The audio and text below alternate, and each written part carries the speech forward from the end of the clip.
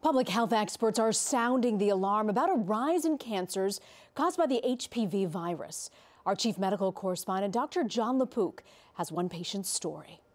Michael Becker has spent a lifetime in the business of diagnosis and treatment of cancer.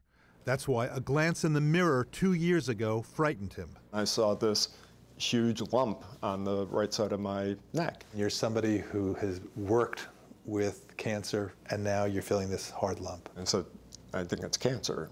It was advanced throat cancer from human papillomavirus, or HPV. The same virus causes cervical cancer. But unlike cervical cancer, there's no routine screening test for cancer of the throat.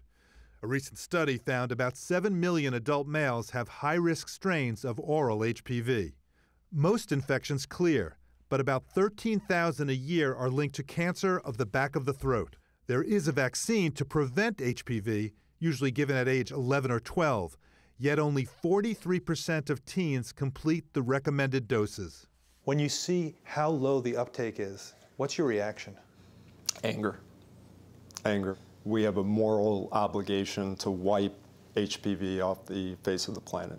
Becker has detailed his experience in a blog and a memoir. His wife, Lori. I've had different people reach out to me saying, you know, I was on the fence about my son. And then after looking into it, they're like, you know, thank you. Last year, Becker was in an immunotherapy clinical trial at the National Institutes of Health, but it failed. He's finishing up a chemotherapy cycle. All right, everybody look here. His 9th and final visit is next week. Tumors have shrunk, but may be showing signs of resistance to this treatment. I know that what time I have left really needs to be devoted to raising awareness of the fact that my condition could have been avoided.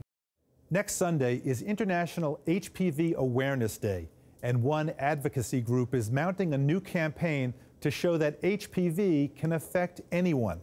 Their goal is to eliminate all cancers caused by the HPV virus. Dr. Jon Lapook, CBS News, New York.